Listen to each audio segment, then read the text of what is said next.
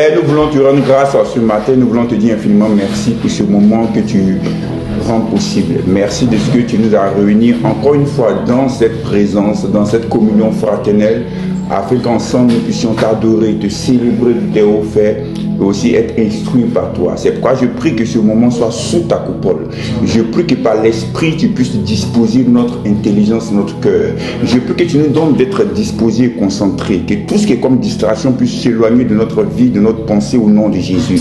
Merci pour la révélation, pour l'illumination que tu nous donnes en ce matin dans le nom de Jésus, afin que Jésus-Christ soit exalté et que le corps de Christ soit édifié. Merci pour ce moment, au nom de Jésus, nous t'avons prié. Amen. Amen, gloire à Dieu. Vous savez, lorsqu'on lit l'évangile de Marc, chapitre 5, on voit un miracle extraordinaire qui s'est passé avec le fou de Gadara. La Bible déclare que le fou de Gadara, il était possédé des démons. Il avait tellement une force surhumaine que personne ne pouvait le maîtriser, ne pouvait le dompter.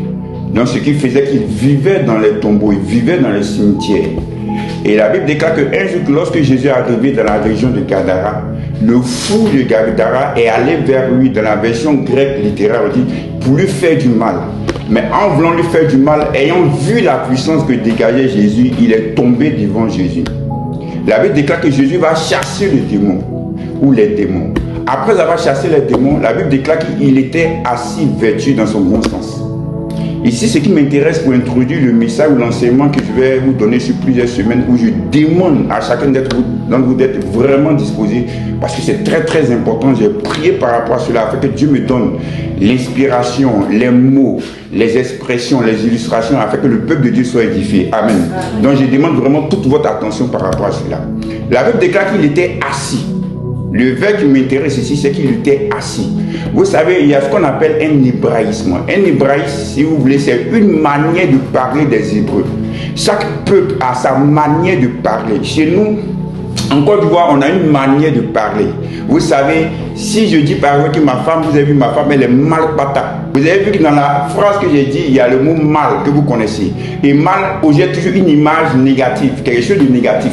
Vous comprenez ce que je dis. Mais dans le jargon ivoirien, si vous voulez, dans la manière de parler des Ivoiriens, mal patate ici, ça veut dire elle est trop belle. Elle est mal jolie. C'est-à-dire elle est très belle. Vous voyez. Donc si vous ne comprenez pas la manière de parler de quelqu'un, vous pouvez mal interpréter cette personne. Par exemple, si tu vois des Ivoiriens en train de regarder un match de football, vous allez dire, waouh, vous avez vu Kylian Mbappé, hein, Jonathan, est-ce que Kylian Mbappé a fait? Il est mal dangereux. Vous avez vu, il y a deux mots très forts négatifs qui sont employés. Mais ça veut dire qu'en le jargon ivoirien, il est très très fort. Est-ce que vous comprenez? Vous avez vu? Donc si vous ne comprenez pas la manière de parler d'un peuple, vous pouvez mal l'interpréter et mal le juger. Donc dans l'hébraïsme, lorsqu'on dit quelqu'un est assis au pied de quelqu'un, c'est-à-dire il est en train de se faire instruire, il est en train d'apprendre. C'est l'image d'un disciple qui apprend auprès de son maître. Donc après avoir été délivré, le fou de Gadara a appris, a été instruit par Jésus. C'est-à-dire qu'il était assis avec les 12 apôtres, avec les disciples qui étaient avec Jésus, et il écoutait les enseignements que Jésus a donnés. Est-ce que vous comprenez? Lorsqu'on est dans la maison de Marthe et Marie, la Bible déclare que pendant que Marthe était en train de s'affairer dans les affaires de la maison, cuisiner, et ainsi de suite, mais on dit Marie était assise au pied de Jésus. C'est-à-dire qu'elle était en train d'écouter les instructions, les enseignements de Jésus. Donc c'est la position d'un disciple dans l'hébraïsme. Est-ce que vous comprenez ce qu'on dit? Quand on dit par exemple, non, lorsque vous entrez dans une vie, que la vie ne veut pas vous recevoir, secouer la poussière de vos pieds.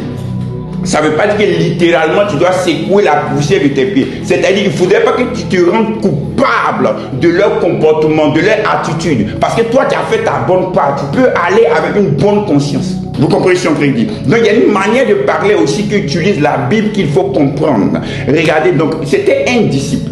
Lorsque vous regardez Luc chapitre 8, on dit, parmi les femmes qui aidaient Jésus, qui assistaient Jésus, on dit il y avait Marie de Magdala, de laquelle Jésus avait chassé 7 démons. Mais lorsque tu regardes la fin de Marc, ou des gens aussi, tu vois que Marie de Magdala était celle qui était parmi les femmes les plus dévouées à aller voir ou embaumer le corps de Jésus. Et ensuite, c'est la première personne, je n'ai pas dit la première femme, mais la première personne à qui le Seigneur Jésus a annoncé sa résurrection. Va dire à mes frères, va dire à Pierre et aux apôtres Donc la première personne ayant annoncé la résurrection de Christ était une femme. Donc c'était une femme qui l'a fait. Donc Jésus va dire à Marie de Magdala, va dire aux apôtres et à Pierre que je suis ressuscité. Pourquoi? Parce que l'évangile n'est pas que, entre parenthèses, d'annoncer la mort de Jésus. L'évangile en réalité c'est d'annoncer la résurrection de Jésus. Parce que si quelqu'un est mort, c'est pas ça qui va m'apporter la joie. C'est pas ça qui est une bonne nouvelle pour moi. C'est quand la personne a triomphé de la mort, donc est ressuscitée. C'est ça qui est le cœur de l'évangile. Tous les autres prophètes peuvent se taguer. Moi j'ai fait tel miracle, j'ai divisé l'eau en deux, j'ai marché sur les eaux, j'ai fait ça, j'ai ressuscité des morts. Mais la personne, le prophète lui-même, il est mort. Mais Jésus, il est mort et il est ressuscité. C'est ce qui fait la particularité du christianisme. C'est que dans le christianisme, le fondateur du christianisme, qui est Christ, est mort et il est ressuscité et il vit encore. Alléluia. C'est ça qui fait que nous, en tant que chrétiens, nous sommes fiers de dire nous appartenons à Jésus. Parce que ce Jésus que nous prêchons, il est vivant. C'est pourquoi quand tu parles de lui, tu sens une puissance derrière. Pourquoi? Parce qu'il est vivant pour agir, pour confirmer la parole qu'il a donnée à ses apôtres. Et si vous comprenez, maintenant regardez, donc c'est important d'être disciple, c'est important d'écouter, c'est important d'être instruit. Donc Marie de Magdala qui était partie au début, une femme qui était remplie de 7 démons, mais regardez à la fin comment elle était. Pourquoi? Parce qu'elle était toujours au pied de Jésus, qui a pour apprendre, pour écouter, pour être instruit par Jésus.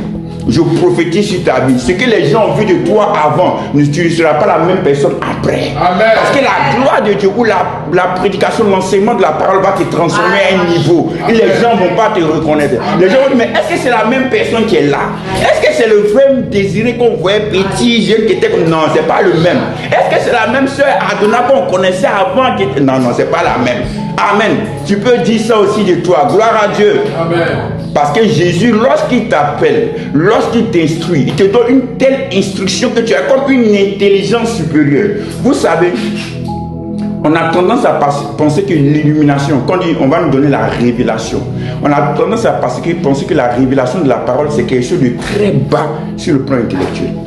On a l'impression que non, c'est une connaissance où vous voyez, non, tu n'as pas besoin d'être, entre parenthèses, intelligent. Non, c'est pas intelligent. Une révélation, tu reçois comme ça vient comme ça. Et puis voilà, on n'a pas besoin de faire montre de son intelligence ou de son intellect. Non.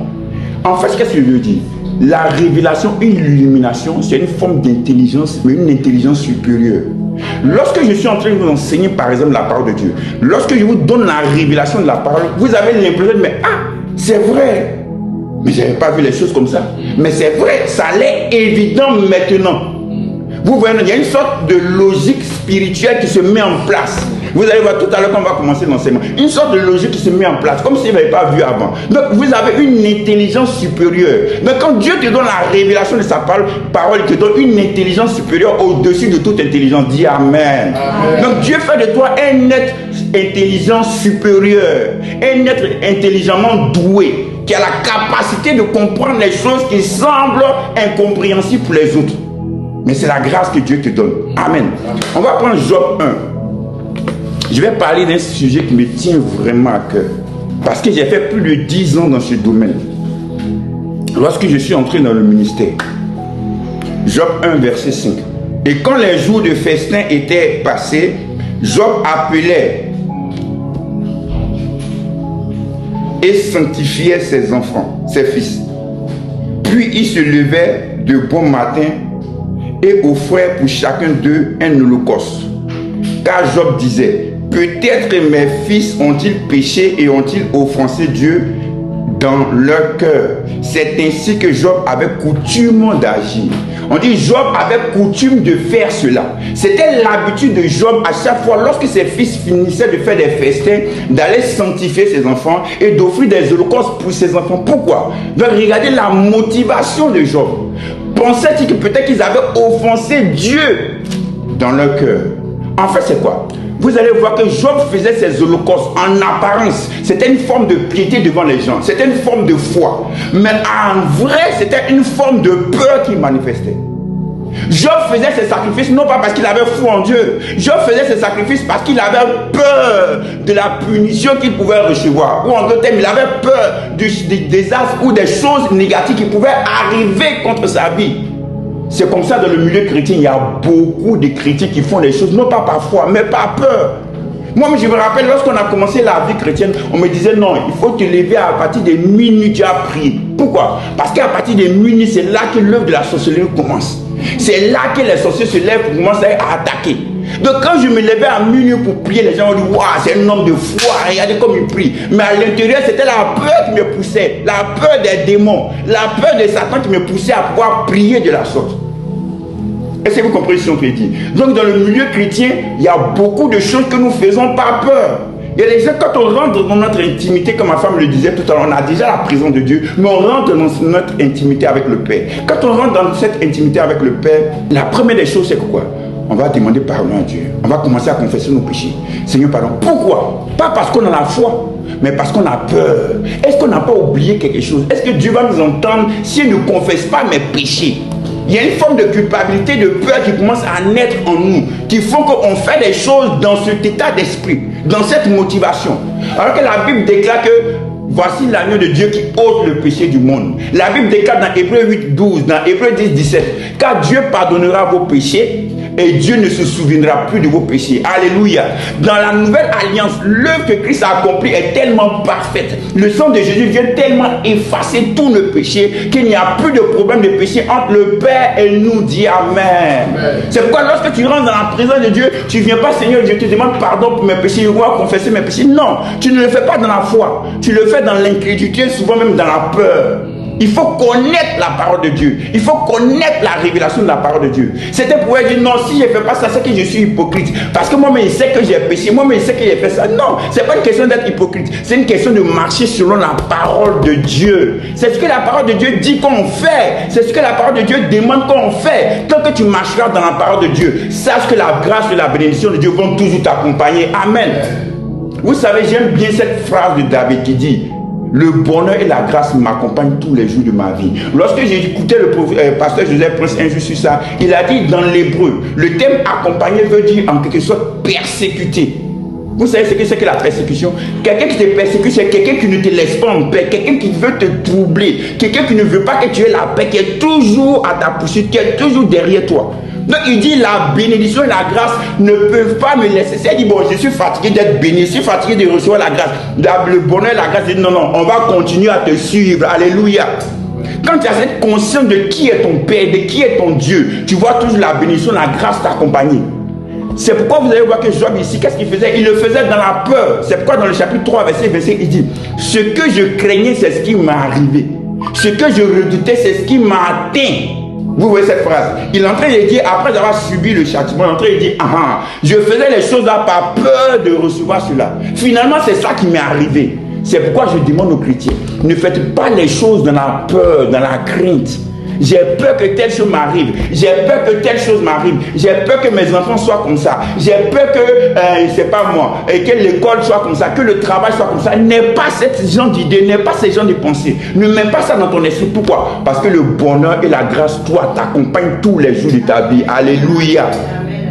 Parce que tu as la conscience de qui est ton Père, de qui ce Dieu est pour toi. Gloire à Dieu. Donc le problème, l'un des problèmes des chrétiens, c'est qu'on a trop peur de Satan et des démons. Laissons Dieu même en paix. On a trop peur de Satan. Parce que si on dit qu'il avait peur que Dieu, ses enfants puissent offenser Dieu, c'est-à-dire que Dieu ait retiré sa main et que le diable vienne le frapper. Donc c'est du diable même qu'il avait peur. Vous savez, une fois, quelqu'un m'a appelé qui était en train de m'expliquer quelque chose, un songe. Et puis il dit, mais moi aussi j'ai déjà fait ça dans le songe. La personne dit, ah bon? La personne était choquée. Il dit, oui, j'ai déjà mangé viande en songe. Ah, tu as mangé viande, homme de Dieu.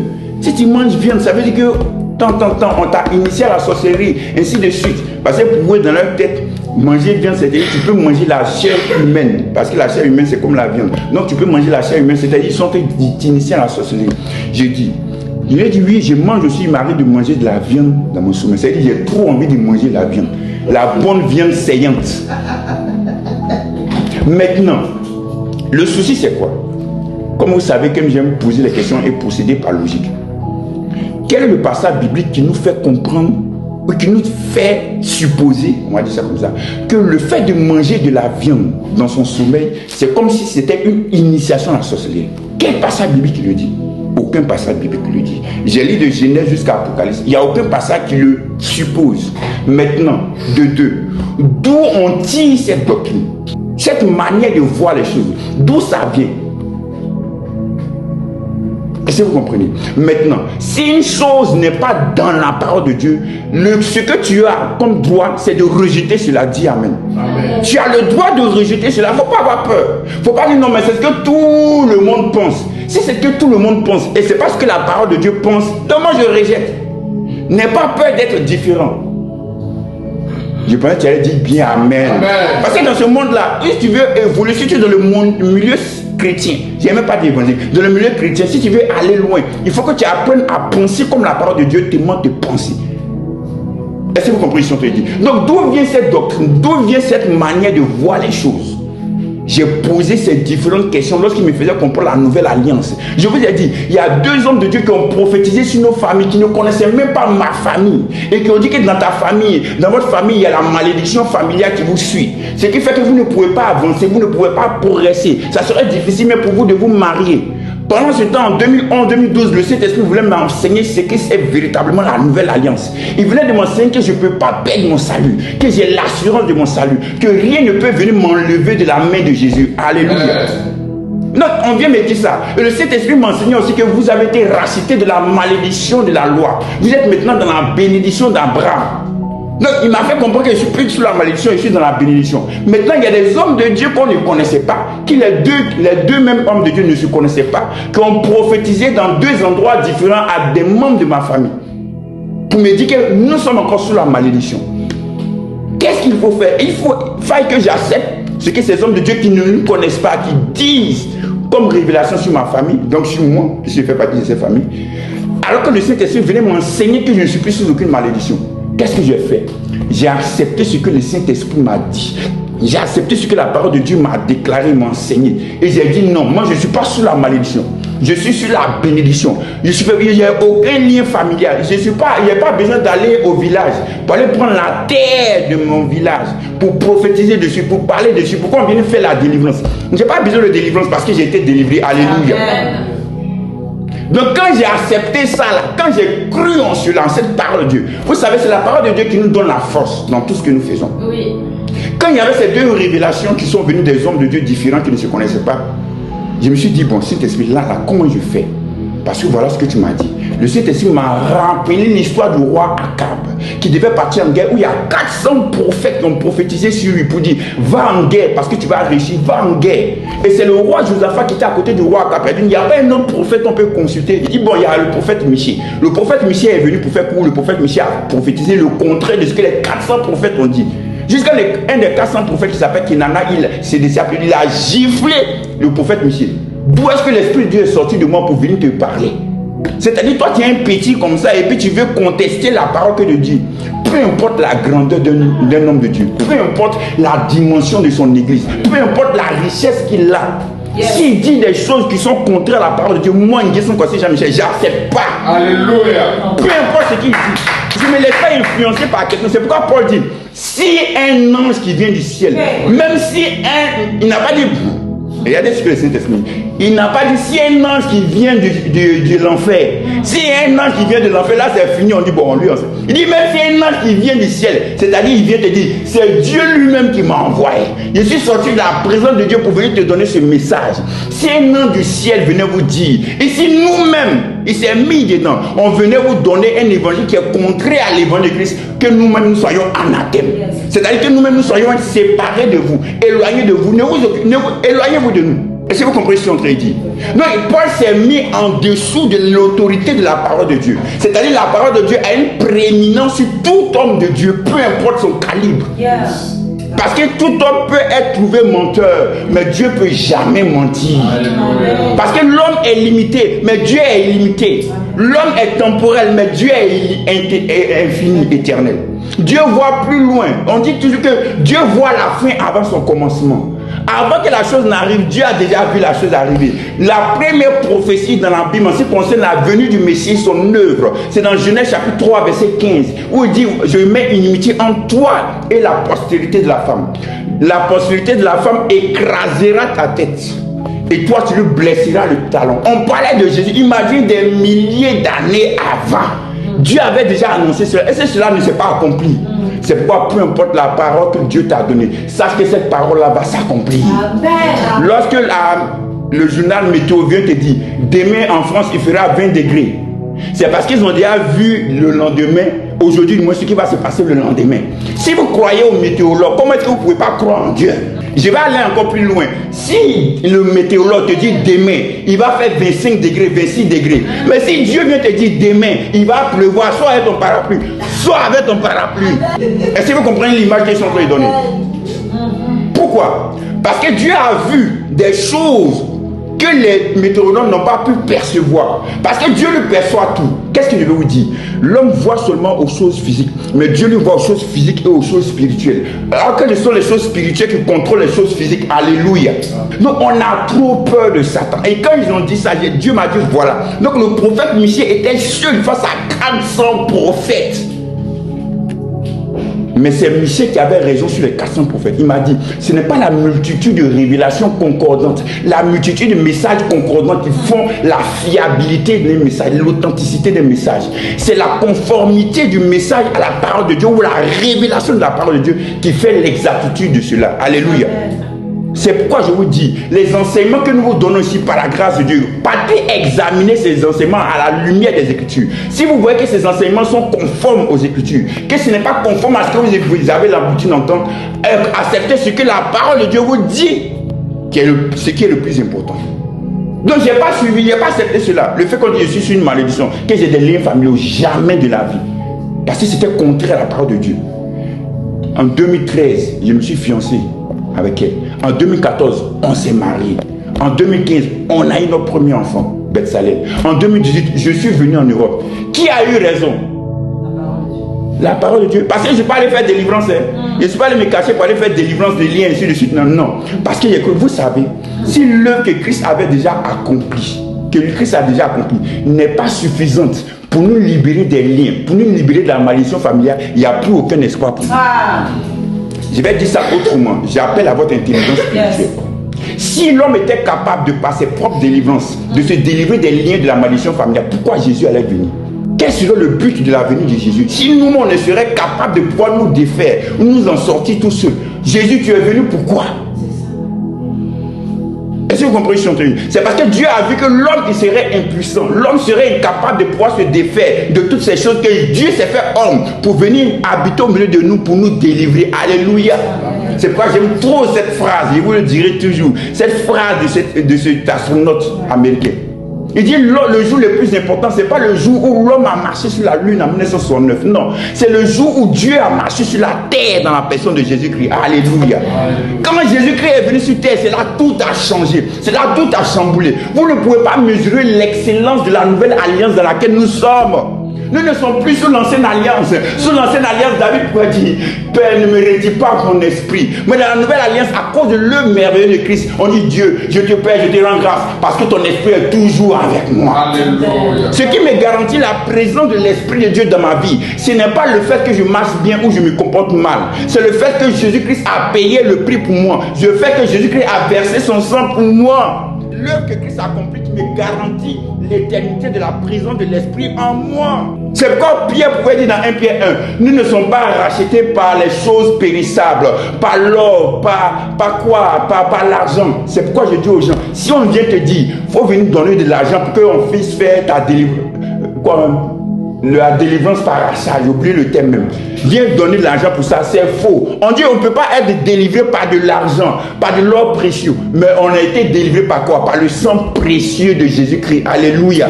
Il te dit que le sang de Christ est au-dessus de l'or, et au-dessus de l'argent. Le sang de Christ étant au-dessus de toutes ces choses, au-dessus du sang des animaux, qui te garantit l'éternité de ton salut. Alléluia. Comment je ne serais pas excité de parler de la bonne nouvelle de Jésus-Christ quand je me rends compte de tout ce que Christ a accompli pour ma vie, des conséquences pour moi. Arrêtons de faire les choses dans la peur. Arrêtons de faire les choses parce qu'on a peur du diable, parce qu'on a peur de Satan. Je vous ai dit, pendant plus de 10 ans, j'étais dans le ministère qu'on appelle le ministère des délivrances. On ne faisait que chasser les démons jour et nuit. Jour et nuit, on ne se reposait pas. On chassait les démons. En un point fini. On ne finissait pas. C'était comme un siècle vicieux. J'avais l'impression que ceux qui venaient faire la délivrance, après la délivrance, se sentaient mieux. Des jours après, des mois après, ces mêmes personnes revenaient encore pour une autre séance de délivrance. Ça ne finit pas. Et je me suis posé la question, mais pourquoi Saint-Esprit? Pourquoi ces mêmes personnes qui reviennent encore? Et le Saint-Esprit m'a dit, est-ce que tu peux délivrer quelqu'un qui n'est pas possédé? Le Saint-Esprit m'a dit, en fait, à cause des mauvaises doctrines, des mauvais enseignements qu'on a reçus, on nous donne l'impression que nous sommes possédés. Et le diable n'attend que ça, pour te faire croire que oui, c'est vrai. Est-ce que vous comprenez? Vous savez, on va prendre 2 Corinthiens 2, verset 11. Permettez-moi de parler avec excitation, parce que quand je parle des choses de Christ, je suis excité. Amen. Parce que j'aime ce que Jésus est venu accomplir pour ma vie. Amen. Je suis l'homme le plus heureux, l'homme le plus épanoui. Lorsque j'entends ces gens de choses, comprenez que la Bible est aussi un livre de sagesse. Je reprends. La Bible est aussi un livre de sagesse. Amen. Plus tu as la révélation de la parole de Dieu, plus tu grandis dans la sagesse divine. Plus tu as la révélation de la parole de Dieu, plus tu grandis dans la sagesse. Je n'ai pas dit plus tu as les versets, plus tu as la sagesse. Plus tu as la révélation, tu as la compréhension de la parole de Dieu, plus tu grandis dans la sagesse. La sagesse est très importante. Josué 1,8, que ce livre de la loi ne se loigne point de ta bouche. Avant, le livre de la loi était pour eux comme la parole de Dieu. Que le livre de la loi ne se loigne point de la bouche. Ne voyez pas toujours la loi comme quelque chose de négatif, Dans le terme loi en hébreu, ça veut dire une direction. Ça veut aussi dire un conseil. Ça veut dire un précepte. Ça veut dire aussi une instruction. C'est pourquoi les Juifs aiment appeler les 5 premiers livres de Jésus, de Moïse, comment? La Torah. C'est un enseignement, c'est une instruction. Parce que dans la loi de Moïse, comme je vous ai dit enseigné, il y a la loi du péché et de la mort, il y a la loi de l'esprit de vie qui est en Christ. Il faut savoir faire la part des choses. C'est pourquoi Jésus a dit dans Jean 5 que Moïse même a parlé de moi. Donc dans la loi de Moïse, il y a le passage qui parle de Jésus. Donc là où il y a l'esprit de vie dedans. Ne vois pas la loi, non, c'est négatif, non, je ne vois pas ça, je ne prends pas ça, non. Quand on dit la loi, il faut bien comprendre le thème de la loi. Parlons des rites, parlons de cérémonies, parlons des choses qui ne sont plus dans la nouvelle alliance pour nous. Gloire à Dieu. Donc, que ce livre de la loi ne se loigne point de ta bouche. Maintenant, prenons, avant de revenir à 2 Corinthiens 2, prenons Psaume 119. Parce qu'on va parler, le thème de mon enseignement durant ce mois, ça sera Satan et ses démons démasqués. Amen. On va démasquer Satan et ses démons. J'ai dit, je suis bien placé pour en parler. Parce que vous ne pouvez pas vous imaginer combien de fois on m'a effrayé avec cette histoire de Satan. On m'a effrayé parce que j'étais dans le ministère de la délivrance. J'étais aussi dans le groupe d'intercession de l'église. On disait non, on ne rentre pas dans le groupe d'intercession comme ça. Parce que si tu viens ici pour prier, intercéder, si tu ne fais pas attention à ta vie, les démons vont revenir contre toi encore. Ils vont te frapper, ils vont t'envoyer toutes sortes de maladies, d'afflictions. Donc on dit, demain dont tu nous parles comme ça, comment ça peut nous donner envie de rentrer dedans? Mais tellement on aimait Dieu, moi j'avais tout abandonné pour Dieu, abandonné ma famille, abandonné l'école, tout ça pour aller servir Dieu. J'ai dit, bon c'est pas grave, je vais rentrer dedans quand même. Parce que j'avais l'amour pour les âmes. On va lire Psaume 119, verset 97. Celui qui trouve, fait la lecture, 97 et 98. Oh, combien j'aime ta loi. Il dit, oh, comment j'aime ta loi. Je veux dire qu'en ce temps, la loi était la parole de Dieu. C'est ce dont je m'entretiens tout le jour. Tu m'as rendu plus sage par tes commandements, qui ne sont pas mes ennemis. Qui ne sont parce que tes commandements sont toujours avec moi. Non, tes commandements m'ont rendu plus sage que mes ennemis. Plus tu es rempli de la révélation de la loi, de la parole de Dieu pour nous, plus tu es rempli de la sagesse de Dieu. Et tu as plus un coup d'avance sur tes ennemis. Alléluia. Dieu te donne d'être plus sage que tes ennemis. Dis Alléluia. Prenons 2 Corinthiens 2 maintenant, verset 11. Afin de ne pas laisser à Satan l'avantage sur nous. Car nous n'ignorons pas ses desseins. L'avantage de Satan sur nous. Car nous n'ignorons pas ses desseins, nous n'ignorons pas ses stratégies, nous n'ignorons pas sa manière de fonctionner, sa manière d'agir. Bien aimé, Vas-y. Machination. Nous n'ignorons pas ces machinations. Vous savez, en Côte d'Ivoire, il y a un adage qui dit le chien ne change pas sa manière de s'asseoir. Satan ne change pas sa manière d'agir. Dans le terme ici, Satan, il faut voir un peu dans l'esprit quelqu'un qui opère par tromperie, par séduction, qui aime utiliser ce qu'on appelle des tricks. Sébastien, c'est les pièges non Adonai. Des stratégies, des pièges, des subtilités. C'est comme ça que Satan procède. La Bible déclare qu'il est le père du mensonge. Satan, il te fait croire que ce que je porte là, c'est tout est bleu. Alors qu'il y a plusieurs couleurs. C'est-à-dire qu'il est capable de te faire croire ce qui n'est pas vrai ou ce qui n'est pas réel. De te mettre dans l'illusion. C'est le père du mensonge. C'est pourquoi j'aime pas ces gens de délivrance. Quand on faisait avant les délivrances, on chassait les démons des corps des gens. Il y a des gens qui aimaient dire, dis-moi quel est ton nom. Il dit son nom. Je m'appelle tant. Parce qu'on a vu Jésus faire ça une fois, nous on faisait ça tout le temps. Comment tu t'appelles? Il dit, je m'appelle tel esprit. Il dit, tu es venu faire quoi dans sa vie? Il dit, je suis venu faire ça. Mais pourquoi on te cherche, papa? Non, parce qu'elle a porté mèche. Et mèche là, c'était fait dans l'usine en Inde là-bas. Donc tant que c'est pas quoi quitter sur sa tête là, moi aussi je ne vais pas. C'est fini, on n'a plus ça pour faire une doctrine. On dit les démons ce sont des menteurs. Et tu crois ce qu'il est en train de te dire comme étant la vérité biblique. Ok, tu n'as jamais vu ça dans un passage de la Bible, mais parce qu'il y a un démon qui est menteur, a dit ça et tu acceptes. Donc tu as fait, à partir d'aujourd'hui, les femmes, s'il vous plaît, ne partez plus de mèche. On va crier haut et fort, on va proclamer l'évangile de la grâce de Dieu. Il n'y a aucun démon dans la mèche de quelqu'un. Aucun. Jamais. Et je suis expérimenté pour pouvoir le dire. Je vous ai dit, j'ai fait plus de 10 ans de délivrance dedans. On a chassé les démons à partir des mèches. Après cela, une fois, il a dit quelque chose à ma femme. Il a dit à ma femme, si tu vas dans une église évangélique, dans une église, quand on te dit que non, tu as esprit de Seigneur des eaux, il ne faut pas être choqué. Il faut bénir Dieu. Ça veut dire quoi? Ça veut dire qu'on te trouve belle. Quand quelqu'un te dit tu as un esprit de séduction, c'est dire tu m'as séduit. Ouais. C'est ça. Vous comprenez ce que je dis là? Je peux dire, ma femme, tu as un esprit de séduction, toi. Parce que c'est la seule femme qui m'a séduite pendant tout ce temps que j'étais dans le célibat là-bas, pendant plus de 37 ans, sans avoir connu de femme. Wow. Est-ce que vous comprenez ce que je suis en train de dire? Donc ma femme a un esprit de séduction. Quelqu'un disait non, j'ai rencontré un couple pasteur, on dit non, ils ont dit à ma femme qu'elle a un esprit de Jézabel. Il dit, montre-moi dans la Bible où on dit qu'il y a un démon de Jézabel. Dans le livre d'Apocalypse, quand ils ont l'esprit de Jézabel, c'est-à-dire ils ont la manière de faire de Jézabel, ils ont la mentalité de Jézabel. Ça ne veut pas dire qu'ils ont un démon qu'on appelle Jézabel. Quand il dit que, regardez Jean-Baptiste, il a l'esprit de lui sur lui. C'est-à-dire que c'est Élie lui-même qui est venu habiter en lui ou bien non. Il a la manière de fonctionner d'Élie, il a l'onction d'Élie. Est-ce que vous comprenez? La mentalité de faire de Jézabel, qui prenait l'autorité même sur son homme, sur son mari. Est-ce que vous comprenez ce que je dis? Il n'y a pas un démon qu'on appelle Jézabel. Il y a des gens après, il me rappelle un temps dans la délivrance, on chassait un démon d'orgueil. On appelait ce démon d'orgueil Nebuchadnezzar. Pourquoi? On dit parce que Nebuchadnezzar, son cœur s'est enflé contre Dieu. Et puis il a été frappé, donc il a fait 7 ans dans la brousse. Donc celui qui est orgueilleux, il a l'esprit de Nebuchadnezzar. On dit démon de Nebuchadnezzar sort. Dans une autre version de la Bible, on n'appelle pas Nebuchadnezzar. Là, c'est encore fort. Nabucodonosor. Donc, c'était bien pour nous. Démon de Nabucodonosor sort de son corps.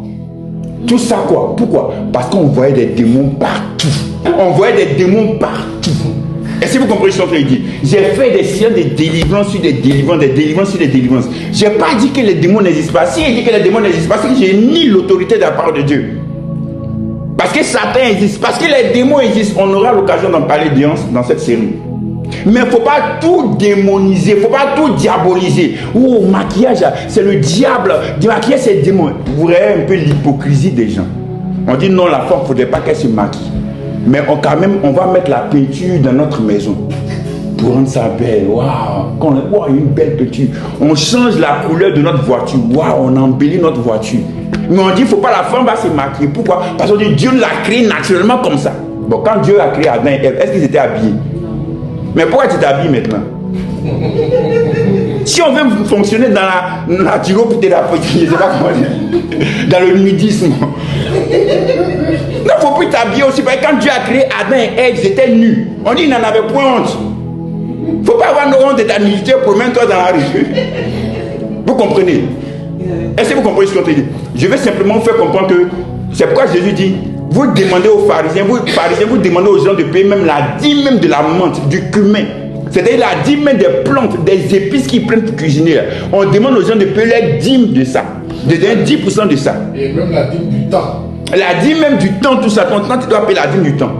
Mais vous laissez les choses qui sont les plus importantes. Matthieu 23, verset 23. Vous laissez les choses qui sont les plus importantes, qui sont la justice, qui sont l'amour. Et les chrétiens, ils sont forts. Ils vont dire, non, moi, je ne me maquille pas. Moi, je porte une robe qui arrive jusqu'en bas de mes chaussures. Je suis saint. Mais ce sont les gens qui ne sont pas capables de pouvoir pardonner aux autres. Ce sont les gens qui, matin, midi, soir, ne font que la bagarre. Ce sont les gens, on ne peut pas les maîtriser, qui sont remplis de corruption, de vol. Mais pourtant, qui ne se maquillent pas. C'est ça, Jésus a dit, vous laissez les choses les plus importantes, vous concentrez sur les choses qui ne sont pas importantes. Est-ce que vous comprenez ce que je suis en train de dire? On n'a pas dit, habillez-vous décemment. Mais on ne dit pas à un chrétien, non, si tu portes, mais ça veut dire que tu es possédé des démons. Si tu portes ça, parce qu'on a vu dans les temples indiens là-bas, ils ont fait ça, ils ont fait ceci, ils ont fait cela, ils ont fait cela. Tu as vu dans les temples indiens, il y avait des démons là-bas qui rentraient dans ces mèches. Non. C'est un démon qu'ils ont interrogé, je vais vous dire. Quand j'ai posé ces questions au Saint-Esprit, d'où viennent où les gens disent que non, quand tu manges, viens dans le sommeil là, c'est-à-dire que tu es initié à sorcier. Le Saint-Esprit m'a dit, ce sont les témoignages des anciens sorciers qui sont venus, qui disent, nous avant, voilà comment on procédait pour initier les gens. On envoyait la viande dans leur sommeil la nuit, c'est fini, c'est une doctrine. Voilà quelqu'un aussi, non, on a fait ça délivrance. Et avant là, voilà comment on procédait. Dieu m'a fait comprendre, m'a montré en vision que voilà, il y a dans les temples indiens où font les mèches là, on a les cheveux humains là, il y avait des démons qui rentraient dans les mèches. J'ai vu sous l'eau une usine où les gens faisaient des mèches, ils mettaient les esprits rentraient dedans. Tout ça là, pourquoi? Parce que le diable sait que les chrétiens sont friands de cela. Les chrétiens aiment ça. Tu vas voir, si on dit aujourd'hui, il y a le témoignage puissant d'une heure de temps d'un ancien mystique qui était le premier ministre de Satan, d'après le pasteur Mamadou Karambiri. Et Satan, il a combien de premiers ministres même? Parce que un, c'est là dit il était le premier ministre de Satan, l'autre, c'est là dit il était le premier ministre de Satan, l'autre ici dans tel pays, il était le premier ministre de Satan. Il dit Satan, il a combien de gouvernements? Est-ce que vous comprenez? Et parce que les chrétiens aiment ça, les chrétiens préfèrent les témoignages des gens anciens sorciers plutôt que l'instruction de la parole de Dieu. On préfère écouter ça. Quand il dit non, vous avez vu, quand j'étais dans la sorcière, on s'envolait comme ça. Tout bas à 2 km à l'heure. À partir de 1h du matin, on volait à 50 km à l'heure. Ensuite, une altitude de 100 mètres. Les gens aiment ça. Waouh, waouh. Est-ce que vous comprenez ce que je suis en train de dire? Mais tout ça, ce sont des mensonges. Comme le diable sait que vous aimez, on aime ça. Donc, il va instituer ça. Il va envoyer beaucoup de personnes qui vont instituer cela. Je vous ai dit, moi avant, j'avais peur de rester seul dans une pièce la nuit. Je ne savais pas pourquoi. Qu'est-ce qui s'est passé? Et l'Esprit de Dieu m'a dit, c'est à cause du livre que tu as lu là. Il a dit, voici le livre que tu as lu. Quand tu as lu ce livre là, il y a une semence qui est rentrée en toi. Il n'y a pas dit un témoin, il y a dit une semence. C'est-à-dire cette pensée-là est rentrée en toi et c'est dans ton subconscient. Ce qui fait que quand tu es seul dans la chambre, dans une pièce, le subconscient ramène ça dans ta conscience et tu te dis peut-être qu'il y a un démon. Parce que dans ce livre, on dit le démon était sous le lit, le démon était sous la chaise, le démon était sous le fauteuil, le démon était partout. Donc quand j'ai lu ça, ça m'a traumatisé sans que je le sache. Ça va laisser un dépôt en moi.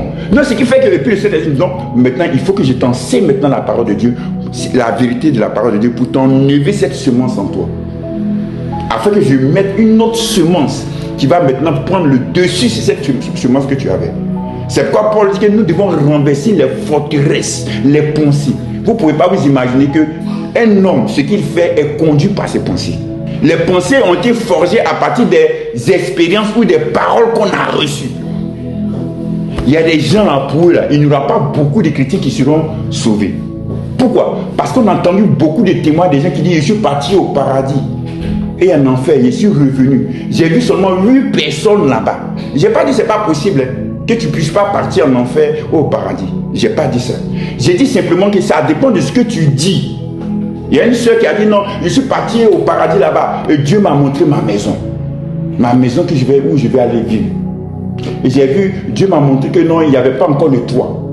Parce que je n'avais pas encore fini de faire son œuvre. Il y a des choses que je n'avais pas encore faites. Et quand l'ange m'a montré la maison, il n'y avait pas de toit. Et tout d'un coup, il s'est mis à pleuvoir. Et donc la pluie est rentrée. Il y a un homme de Dieu, quand il a entendu ça, il a pris ses bagages, il est parti à Midjan.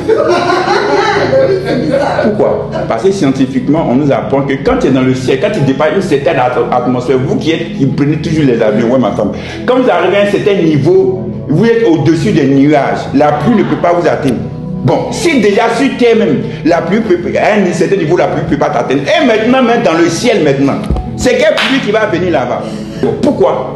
Elle dit qu'elle est à la maison, parce qu'on a dit dans Jean 14, je vais vous préparer une place dans la maison de mon père. Je vous ai dit enseigné ici, la maison de mon père, c'est une place, c'est pas ici une maison.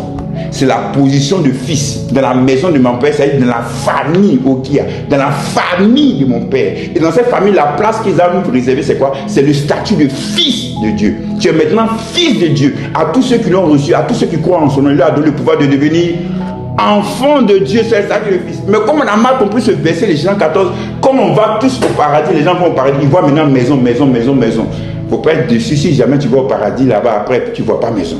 C'est pas question de maison. Il y a une maison qui est plus grande que cela. Je vous ai dit enseigné ici. C'est quoi? C'est un corps glorieux que Dieu va nous donner. Un corps qui ne sera plus limité par l'espace, par le temps. Un corps qui ne va plus avoir de défauts. Si tu as des défauts corporels sur toi, tu dis j'aime pas telle partie. Mais lorsque tu seras dans ce nouveau corps, il n'y aura plus de défauts. Ça sera un corps glorieux, un corps étincelant. Alléluia. Alléluia. Où tu pourras parcourir l'univers comme tu veux dans ce corps, parce que tu seras semblable aux anges. Tu vas aller à la vitesse de la lumière. Gloire à Dieu. Ça, c'est plus merveilleux pour moi. Parce que si on dit qu'il y a maison là-bas, qu'il y a voiture là-bas, c'est-à-dire qu'on doit passer encore permis là-bas. Moi, j'ai fatigué de passer permis. Je suis fatigué de passer permis maintenant. Alléluia. Oui, bien désiré. Katia. Amen.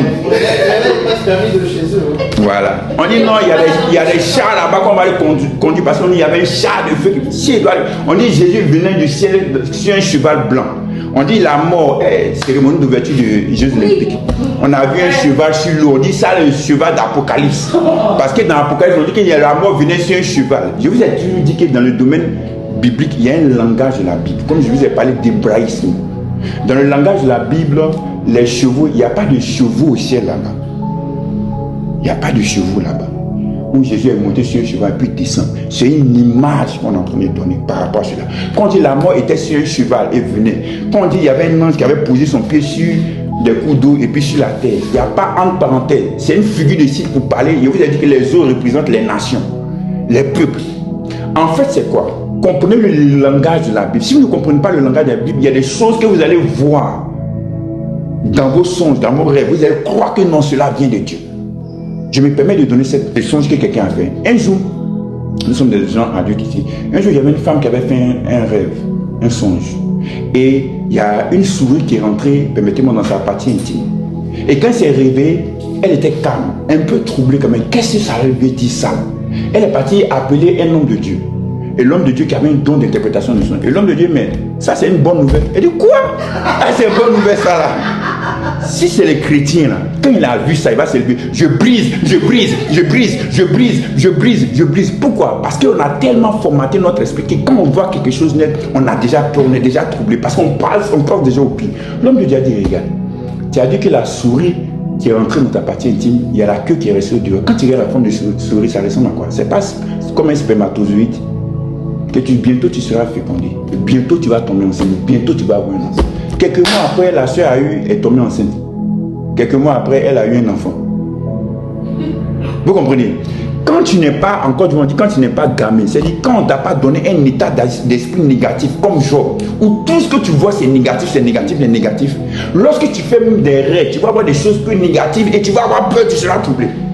Si je vois des choses négatives, comme le frère Sylvain le disait le dimanche passé, quand il voit ça, il dit je rends grâce à Dieu et puis je continue mon chemin. J'ai plus peur. On n'a plus peur. Moi, je me rappelle avant, on nous avait tellement donné ces témoignages. Elle dit non, quand je dormais, il y a quelqu'un qui est venu m'étouffer, ma poitrine, et je pouvais plus me respirer. Pour dire Jésus, mais c'était difficile. Je pouvais dire jusqu'à arriver au moment où j'ai dit Jésus. Et je suis réveillé. On a entendu tout ça là. Moi-même, j'ai expérimenté ça aussi. Parce que j'ai entendu ça. Depuis que le Saint-Esprit en 2012 m'a fait comprendre ce que c'est que la nouvelle alliance, j'expérimente plus ça dans mon sommeil. À votre avis, c'est parti où? C'est-à-dire, on peut vivre des expériences en fonction des doctrines qu'on a reçues en nous. J'ai dit à quelqu'un, si Dieu t'a envoyé en enfer, si Dieu t'a envoyé voir le paradis et l'enfer, Dieu ne peut jamais te dire, quand tu es parti en enfer, j'ai vu tel pasteur là-bas. Non, ce sont des faux. Dieu ne peut jamais te dire ça. Pourquoi? Parce que quand je regarde l'évangile, l'homme riche qui est parti dans le sein d'Abraham, du côté obscur, on n'a pas donné son nom. On va prendre dans cette parabole de l'homme riche. L'homme riche était en enfer. Et puis le pauvre Lazare, il était au paradis. On a donné seulement le nom de celui qui est parti au paradis. Il s'appelait Lazare. On n'a pas donné le nom de celui qui est parti en enfer. On a dit seulement l'homme riche. Est-ce qu'on connaît son nom? C'est Jésus qui a donné la parabole. Donc il n'a pas donné son nom. Parce que si Dieu veut me dire, me montrer, moi mon papa qui est en enfer, pour bien y a le servir dans la joie sur terre. Comme je suis en train de dire, si Dieu me montre mon papa qui est en enfer, quelle motivation, quelle joie je vais avoir pour le servir sur cette terre ici-bas? Je ne vais pas avoir de motivation. Mais comme mon papa au paradis, s'il me montre mon papa qui est au paradis, il dit ouais, je suis encore dans la joie, je vais continuer à le servir avec force, avec vigueur. Donc Dieu ne peut pas te montrer des gens qui sont en enfer là-bas, et puis toi, ça va te mettre dans un état de joie, de foi pour continuer à servir Dieu. Non, ce n'est pas possible. Le seul dont on a parlé dans la Bible, quand on sait qu'il sera dans l'étang de feu, c'est le diable. On dit le diable, la mort, tout ça, il fut jeté dans l'étang de feu. Lui, on connaît déjà son sort. Est-ce que vous comprenez? Donc Dieu est sage. Dieu ne peut pas te montrer des choses qui vont te contrarier dans ta marche avec lui. Mais si Dieu te montre des choses que l'ennemi a présentées ou a planifiées contre toi, Dieu va te donner la sagesse pour pouvoir éviter cela. Dis Amen. Notre Père qui est Dieu est trop sage. Il évolue beaucoup avec la sagesse. Est-ce que vous comprenez? Donc, nous n'ignorons pas les décès, les stratégies, la manière de procéder de Satan. Donc, Dieu veut nous donner des informations aussi concernant Satan et ses démons, afin que nous soyons débarrassés de cette peur que nous avons des démons. Alléluia. Éphésiens 4. Donc, préparez-vous, parce qu'on va beaucoup parler de cela. Le but, c'est de tuer la peur de Satan et des démons en vous. Comme je vous l'ai dit, Dieu m'a donné par sa grâce suffisamment d'expérience dans ce domaine pour que je puisse vous parler à cœur ouvert par rapport à cela. Éphésiens 4, verset 27. Et ne donnez pas accès au diable. Ne pas donner accès ici au diable, c'est-à-dire, avant dans le temps, c'est un langage militaire que Paul utilise ici. Avant, c'était des royaumes contre d'autres royaumes. Lorsqu'un royaume allait combattre un autre royaume, qui avait la victoire, qui prenait ce royaume, qu'est-ce qu'il faisait? Il faisait comme une forteresse autour de ce royaume pour empêcher maintenant l'ennemi de venir reprendre son territoire, ou d'autres personnes à venir reprendre son territoire. Donc il y avait une forteresse, il y avait des sentinelles sur ces forteresses-là. Donc Paul dit ici, ne donnez même pas l'opportunité même à Satan de poser un pied même sur votre territoire. Amen. 1 Pierre 5. Prenez le verset 8. 1 Pierre 5, verset 8. Soyez sobres et vigilants. Dans deux versions, c'est veillé. Votre adversaire, le diable, rôde comme un lion rugissant, cherchant qui y dévorera. En fait, le diable, écoutez bien, le diable n'a plus d'autorité sur le chrétien. Le diable n'a plus de pouvoir sur le chrétien. C'est fini. On dit il rôde, il tourne autour. C'est pourquoi Paul dit ne donne pas accès, ne donne pas l'avantage au diable par rapport à toi. Il dit le diable est comme un lion rugissant qui tourne autour de toi. Vous savez ici, il a fait une tautologie. Il dit le diable est comme un adversaire. Hein? C'est ça? Soyez sauvés. Car votre adversaire, le diable. L'adversaire, c'est quelqu'un qui te veut du mal. Le diable, c'est déjà quelqu'un qui te veut du mal. On dit votre adversaire. C'est pour te montrer que l'adversaire, ton ennemi, là, ce n'est pas l'homme. On aura l'occasion de le comprendre dans l'enseignement. Ce n'est pas l'homme que tu le vois physiquement, mais c'est celui qui est derrière qui influence cet homme-là. Est-ce que vous comprenez? Donc, on dit votre adversaire, le diable. On dit c'est lui qui est votre ennemi. Il rôde comme un lion rugissant, cherchant qui est dévoré. Pourquoi? Parce qu'il ne peut pas te dévorer. Pourquoi? Parce qu'il n'a plus l'autorité sur toi. On va prendre Jacques chapitre 4, verset 7 et 8. Soumettez-vous donc à Dieu, résistez au diable, et il fuira loin de vous. On dit résister au diable, et il fuira loin de vous. En fait, le terme fuir ici en grec, fuego, ça veut dire quelqu'un qui prend la poudre d'escampette, si je peux m'exprimer ici. C'est quelqu'un qui s'enfuit dans la terreur, tellement qu'il est traumatisé, il s'échappe. En fait, est-ce que tu peux résister à quelqu'un qui est plus fort que toi? Est-ce que tu peux faire fuir quelqu'un qui est plus fort que toi? Si la Bible ici déclare de résister au diable, et c'est le diable qui va fuir, comme quelqu'un qui a tout perdu vis-à-vis de toi, c'est parce que le diable n'a plus de pouvoir d'autorité sur toi. Dis amen. Il n'a plus ce pouvoir-là. On dit c'est lui qui va s'enfuir. Il va s'enfuir comme un lâche. Il va s'enfuir comme quelqu'un qui vient d'échapper à la mort. Il dit, j'ai échappé belle. Il va s'enfuir. Il faut résister au diable. Pourquoi? Parce qu'il n'a plus d'autorité sur toi. À cause de l'œuvre que Christ a accompli sur la croix et au travers de sa résurrection, la Bible déclare qu'il a dépouillé le diable. Il a vaincu. Dans Luc 10, verset 19, il dit, voici, je vous ai donné le pouvoir de marcher sur les serpents et sur les scorpions et sur quelques puissances du diable. Non, toute la... Tu suis. Et sur toute la puissance de l'ennemi. Et rien ne pourra vous nuire. Donc vous avez l'autorité, vous, sur le diable. Ce n'est pas le diable qui a l'autorité sur vous. Le terme autorité veut simplement dire le privilège, le droit légal de. C'est-à-dire le diable n'a plus le droit légal de venir te faire du mal. C'est impossible. Parce qu'il n'a plus l'autorité sur toi. C'est toi qui as l'autorité sur lui. C'est pourquoi dans Marc 16, Jésus a dit, chassez les démons en mon nom. C'est toi qui dois le chasser. C'est toi qui dois l'enlever d'un corps. Lorsque Jésus était face au fou de Gadara, il a chassé le démon qui était dans le fou de Gadara. Lorsqu'il était face à Marie de Magdala, il a chassé le démon qui était ou les démons qui étaient dans la Marie de Magdala. Pourquoi? Parce qu'il avait l'autorité, le droit légal de pouvoir le faire. Il dit, je voyais Satan tomber du ciel comme un éclair. Il est déjà tombé du ciel. Il était déjà jugé au travers de la mort, de la résurrection de Christ. Il n'a plus l'autorité sur toi. C'est lui qui a peur de toi. C'est pas toi qui as peur de lui. Lorsque Jésus arrivait quelque part, on dit les démons criaient, qui a-t-il en toi et nous, le Saint, le Fils de Dieu? Qui a-t-il? Il criait, qu'est-ce que tu viens faire ici encore? Je me rappelle d'un de mes amis, il s'appelle Pasteur André. C'était un spécialiste de la démonologie, de l'exorcisme. Un jour, il était arrivé quelque part. On dit que c'était une cérémonie, simple cérémonie chrétienne. Il était en train de danser tout le temps. Il était assis, tout d'un coup, on vient l'appeler. Ah, Pasteur André, on ne sait pas dans quel coup c'est arrivé. Il y a quelqu'un qui a possédé un démon. Le démon a commencé à se manifester. Donc, on a mis de côté. Donc quand André est rentré dans la salle où se trouvait la personne qui était démonisée, le démon dit, ah André, tu es ici encore. Mais regardez, dans Actes chapitre 19, ils ont dit, les démons qui étaient qui étaient face au fils de Sheba, ils ont dit, on connaît Jésus, on sait qui est Paul. Dans le thème aussi, on sait qui est Paul. Dans le grec, c'est-à-dire, on a expérimenté Paul. En d'autres termes, on a déjà vu Paul nous chasser. Le diable te connaît.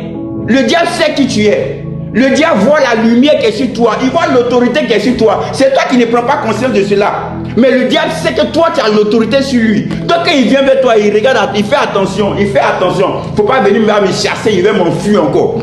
Est-ce que vous comprenez? Donc toi, tu as l'autorité sur le démon. Amen. Tu comprendras dans l'enseignement, même celui qui vient de naître de nouveau, le aujourd'hui, là. Lorsqu'il est face à un démon, il peut chasser le démon. Ça dépend de l'autorité que tu as. Ça ne dépend pas de ta taille, ça ne dépend pas de ta forme. Tu peux voir sur la route un policier qui fait 1,50 m. Lorsqu'il se met devant, puis il lève la main, il siffle, tu vas t'arrêter. Tu t'arrêtes non pas à cause de ta taille, mais tu t'arrêtes à cause de l'autorité qu'il représente. Dans le monde spirituel, tu as une autorité. Alléluia. Amen. Tu as l'autorité sur Satan, tu as l'autorité sur les démons. Amen. Je vous ai donné le pouvoir de marcher sur les serpents, sur les scorpions. Je vais vous choquer encore plus. Lorsque Jésus disait ça dans Luc chapitre 10, il y avait Judas, il y avait Pierre, il y avait Jacques. C'était ceux-là qui venaient de chasser les démons, qui venaient de faire le compte rendu à Jésus. Puis il dit non, je vous ai déjà donné le pouvoir sur les serpents, sur les scorpions. C'est-à-dire, lorsque tu lis bien les évangiles, on dit Judas, il passait son temps à voler l'argent sur nous. C'était un voleur patenté. Pierre, il avait toujours du mal à croire. Il croit aujourd'hui, demain il ne croit pas. Il croit aujourd'hui, demain il ne croit pas. Les autres disciples, on vous dit que quoi? On vous dit que ce sont les gens qui se sont enfuis, qui ont abandonné Jésus dans le jardin de Gethsémani. Thomas lui, non, moi tant que je n'ai pas encore vu, et tous ceux-là, ils ne croyaient pas. Malgré tout ce que Jésus disait, ils ne croyaient pas. Mais à cause du fait qu'ils étaient les disciples de Jésus, à cause du fait que Jésus leur a donné ou délégué son autorité sur les démons, quand il chassait les démons, ça arrivait. Vous savez, il y a une stratégie que souvent le diable utilise. Je vais vous dire ça déjà pour commencer. Une fois, à la démonologie, il y avait des gens qui devaient aller chasser les démons. Ils étaient 3 jeunes. Et dans ces 3-là, ils ont décidé de faire un temps de jeûne et prière avant de partir chasser les démons. Donc ils ont fait 3 jours de jeûne et prière. On ne sait pas pourquoi, mais c'était leur compréhension en ce temps. Après les 3 jours de jeûne et prière, chacun a jeûné dans son coin. Après, ils se sont retrouvés le jour de la délivrance. Lorsqu'ils sont arrivés dans la salle pour faire la délivrance, lorsqu'ils ont voulu commencer à chasser les démons, le démon a commencé à parler. Et puis il a pointé du doigt un. Il dit, toi là, tu as mangé placalé aujourd'hui. Tu as mangé placalé aujourd'hui. Ok, j'étais censé ne pas avoir mangé ce jour-là. Le gars, comme il avait faim, il s'est mis dans son secret, dans le lieu secret là-bas, il a mangé son placali avec sa sauce gombo frais et puis il est venu faire la délivrance. Et le démon a dit, toi tu as mangé placali. Donc ces 2 amis là l'ont regardé, toi, ah, Joe, qu'est-ce que tu as fait comme ça? Le gars, il s'est retenu vers celui qui était possédé. Placalio, pas placalio. Au nom de Jésus, sors! Le démon est parti. Le démon est parti. Pourquoi? Écoutez très bien ce que je vais dire. Je veux que vous réfléchissiez. Il faut que ça soit quelque chose qui va rentrer dans votre esprit très fortement. Que tu aies péché, que tu n'aies pas péché, cela ne change rien ton autorité sur Satan et les démons. Écoutez très bien ce que je vais dire. Le péché que tu commets, c'est un problème entre toi et ton Père Dieu. C'est un problème familial. Ce n'est pas un problème des voisins, c'est-à-dire de Satan. Il n'est pas concerné par ça. C'est entre ton père et toi. Tant que ton père et toi ne t'a pas dit quelque chose, n'a pas dit, toi là, je vais t'enlever ton autorité. L'autorité que Dieu t'a déjà conférée peut te permettre de pouvoir toujours chasser le démon. Le diable, ce qu'il fait, il vient manipuler notre conscience, notre culpabilité, de telle sorte que lorsqu'on demande quelque chose dans la foi, même en prière, on se dit, est-ce que je vais avoir ça? Parce que je n'ai pas fait ça, je n'ai pas fait ça, je n'ai pas fait ça, je n'ai pas fait ça, je n'ai pas fait ça. Si tu veux chercher dans ta vie ce que tu n'as pas encore fait là, tu trouveras. Quand le diable vient, une des stratégies, il te montre les choses que tu n'as pas, ou les choses que tu n'as pas encore faites. Lorsqu'il est venu dans le jardin d'Éden, il a dit, qu'est-ce que Dieu a dit même? Ève a dit, Dieu a dit on peut manger et tout ça, mais ça là on ne peut pas toucher. C'est ça là on ne peut pas toucher, c'est ça il s'est concentré. Ah, c'est ça on dit n'est pas manger là, d'accord. Mais qu'est-ce que c'est vrai, ce que Dieu a dit là? Est-ce que tu vois?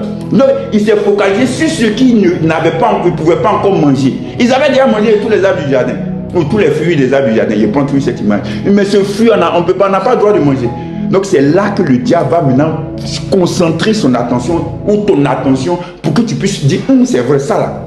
Je n'ai pas encore fait ça. Donc c'est que Dieu va pas me... Il y a une soeur qui me disait non, homme de Dieu, je n'ai pas encore fait le service de Dieu, la volonté de Dieu. Parce que je n'ai pas encore servi Dieu, servi Dieu. Est-ce que tu sais ce que j'avais dit, servir Dieu? On finit jamais de servir Dieu. Hein? Chaque jour de notre vie, on sert Dieu. Si tu dois attendre que tu sois à un certain niveau, pourquoi? Parce que tu vas lire ou tu vas voir des hommes ou des femmes de Dieu qui ont la barre tellement haute. Qu'est-ce que tu fais? Tu dis non, ce n'est pas le service de Dieu. Bien aimé, que tu sois pasteur de 10 000 membres ou pasteur de 10 membres, vous deux, vous êtes pasteur. Vous comprenez ce que je suis en train de dire? Que ce soit quelqu'un qui va aller évangéliser et il fait une évangélisation, il est dans un stade qui est rempli de personnes. Et que toi, tu vas évangéliser. Tu vas dans ton travail, tu parles à quelqu'un, tu parles de l'évangile à quelqu'un. C'est le même travail que vous faites. Tu es en train de faire ta part à ta mesure. Il ne faut pas dire non, tant que je n'ai pas encore rempli de stade, c'est que je ne suis pas en train de faire évangélisation. Non. Il y a évangélisation de masse et puis il y a évangélisation personnelle. C'est pas parce que l'autre fait évangélisation de masse que moi je ne fais pas dire ah, moi je n'ai pas encore fait évangélisation. Non. Regardez le même Philippe. Dans Actes chapitre 8, qu'est-ce qui s'est passé? On dit qu'il est parti dans la ville de Samarie. Il a fait une évangélisation de masse. Le même Philippe, après, il est parti faire une évangélisation de tête à tête avec l'eunuque éthiopien. C'est pas la même évangélisation. Hein? Dieu même lui a dit il faut laisser la ville là-bas. Là. Dieu dit il faut laisser la ville là où tu es. Parce qu'il y avait beaucoup d'hommes. Il y a eu des miracles. Il y a eu des paralytiques qui ont marché. Des démons qui criaient, qui sortaient. Ils ont vu les choses. Waouh, c'est extraordinaire ça. C'est la puissance de Dieu. Il y avait un magicien là-bas qui se croyait être le plus fort. Quand Philippe est venu, on dit encore, il a déciencé ça même. Il a montré que la puissance de l'Esprit de Dieu ou la puissance de Christ est au-dessus de cette puissance-là. Donc là-bas où tu es comme vénéré, tu es comme admiré. Et puis le Saint-Esprit, il faut quitter là-bas, il faut partir. Il va quitter là-bas, il va aller sur le chemin, il va rencontrer l'eunuque éthiopien. Et Dieu va lui dire, il faut lui parler de l'évangile. Il va parler de l'évangile à l'eunuque éthiopien. Ce ne sont pas les missionnaires qui envoient l'évangile, les missionnaires européens qui envoient l'évangile en Afrique. Ce sont les Juifs, c'est Philippe. L'eunuque éthiopien, il était éthiopien, il était de l'Éthiopie. Est-ce que vous comprenez? Il était de l'Éthiopie. Il y a des gens qui te diront même qu'il y a l'évangile même qui existait, ou le christianisme qui existait déjà depuis longtemps dans certaines contrées. Et regardez, parmi les églises ou les temples les plus anciens, on en retrouve en Éthiopie. Vous allez voir que dans un groupe éthiopien, on les appelle les Falachas. Ils sont comme des juifs noirs, les Falachas. Ils connaissaient déjà la Torah, ils connaissaient déjà cela. La plupart le plus vieux document même sacré biblique, il y a vu que c'était quelque part là-bas en Afrique de l'Est, là-bas en Afrique australe. Est-ce que vous comprenez ce que je suis en train de dire? Donc, en fait, c'est comme ça. Donc, ce que tu fais à ta juste mesure, c'est ce que tu peux faire en ce moment-là. Est-ce que vous comprenez? C'est pas parce que tu ne fais pas comme l'autre que tu as dit non, moi je peux pas, tu vois, moi je peux pas bien prêcher comme la prophétesse Ngès Anastasie, moi je peux pas bien parler comme ça. Mais ta manière de parler, mais c'est ça Dieu aime pour pouvoir impacter les gens. Je vous ai dit toujours, Dieu utilise tout type de personnes. C'est que tu sois disposé, c'est tout. Lorsque Jean-Baptiste est arrivé, on dit Jean-Baptiste n'a fait aucun miracle. Jean-Baptiste n'a pas chassé les démons. C'est pourquoi les démons étaient tout effrayés par Jésus. Mais qui a-t-il en toi et moi? Parce que quand Jean-Baptiste était là, on était en paix. Mais toi, depuis que tu es venu, on ne peut plus respirer. Tu nous chasses seulement de gauche à droite. Est-ce que vous comprenez? Mais Jésus va dire, de tous les prophètes qui sont nés d'hommes et de femmes, Jean-Baptiste est le plus grand. Imaginez, Jésus te dit, Jésus qui est Dieu fait homme, il te dit que, est-ce que tu mesures la portée de cette parole-là? Il te dit, Jean-Baptiste est plus grand que Moïse qui a divisé la mer Rouge en deux. Jean-Baptiste est plus grand que le prophète Élie qui a divisé le Jourdain en deux. Parce qu'Élie aussi a divisé le Jourdain en deux avec Élisée aussi. Quelqu'un qui a rétabli la sanité d'un coup d'eau, le prophète Élisée. Jean-Baptiste est plus grand que lui. Il a mis seulement le sel. Et puis l'eau est devenue saine. Mais Jean-Baptiste est plus grand que lui. Est-ce que vous comprenez ce qu'il est en train de dire? Le prophète Élisée qui a ressuscité mort, c'est-à-dire son os a ressuscité mort. On dit Jean-Baptiste est plus grand que lui. Jean-Baptiste n'a pas fait miracle. C'est pourquoi dans le domaine spirituel, dans le domaine de Dieu, de la marche avec Dieu, on ne fait pas de compétition, de rivalité l'un vis-à-vis de l'autre. Suis ton chemin, suis ton couloir, suis ce que Dieu t'a donné de faire. Et fais-le, et tu auras ta récompense. Il ne faut pas dire non, pourquoi moi je ne suis pas comme lui, comme le pasteur Karambiri là-bas. Non. Tu as une question quoi si Jean-Michel ne cherche pas à devenir comme le pasteur Karambiri. Quand j'ai commencé à écouter Joseph Prince, je l'admirais trop, Joseph Prince. Sa compréhension, sa manière de pouvoir enseigner la parole de Dieu.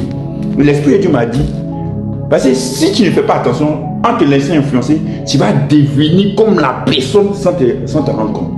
L'Esprit de Dieu m'a dit, si je voulais un Joseph Prince, je n'ai pas fait Joseph Prince, c'est toi qui allais devenir Joseph Prince.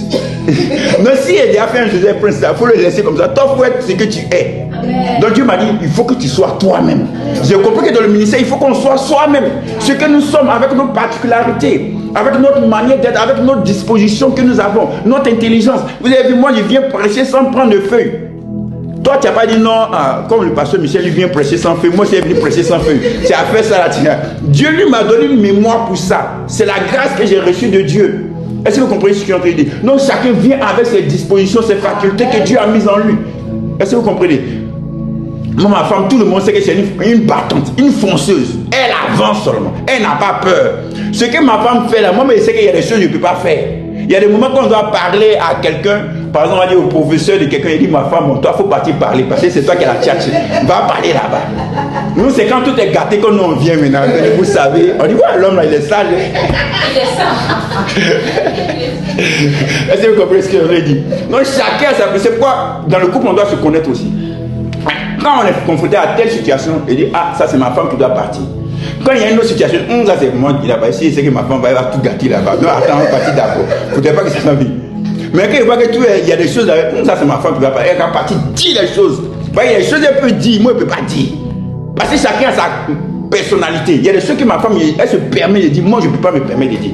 Parce que c'est pas comme ça je suis, c'est pas ma personnalité. Est-ce que vous comprenez? Il y a des gens, quand ils viennent ici, ils dansent. Quand on est venu tout à l'heure, il y a une soeur qui disait, hé, Asama, pourquoi Asama n'est pas là aujourd'hui? Pourquoi? Parce qu'on sait qu'Asama, lui, sa manière de faire, il y a quelque chose qui l'apporte en lui. Voilà, c'est comme ça, chacun a sa personnalité.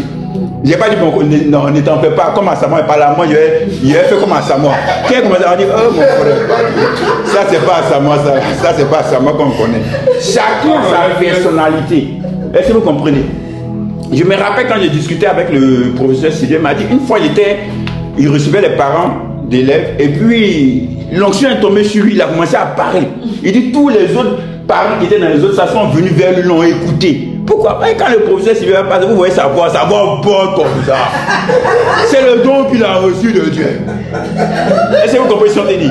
Quand lui parle, là, encore on dit, quand il baille là, c'est-à-dire quand il parle fort là, il y a des gens comme ça. Le pasteur Nicolas Duncan Williams, quand il baille, il a une voix de... Il n'a même pas besoin de micro même.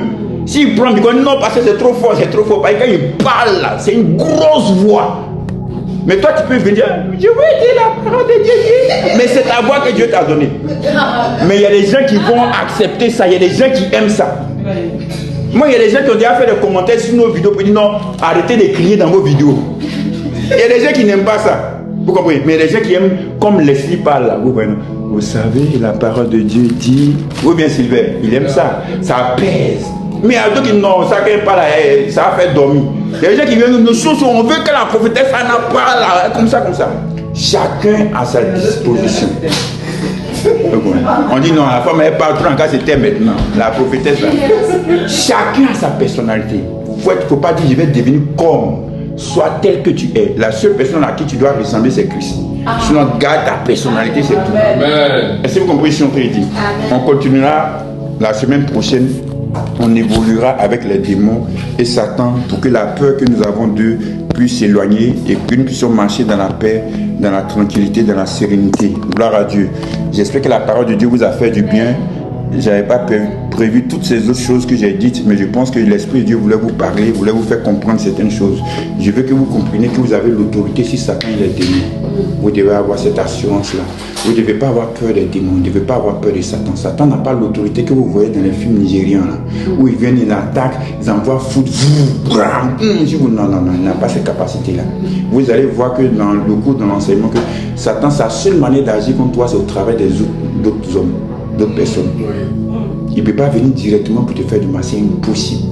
Il n'a pas cette autorité-là.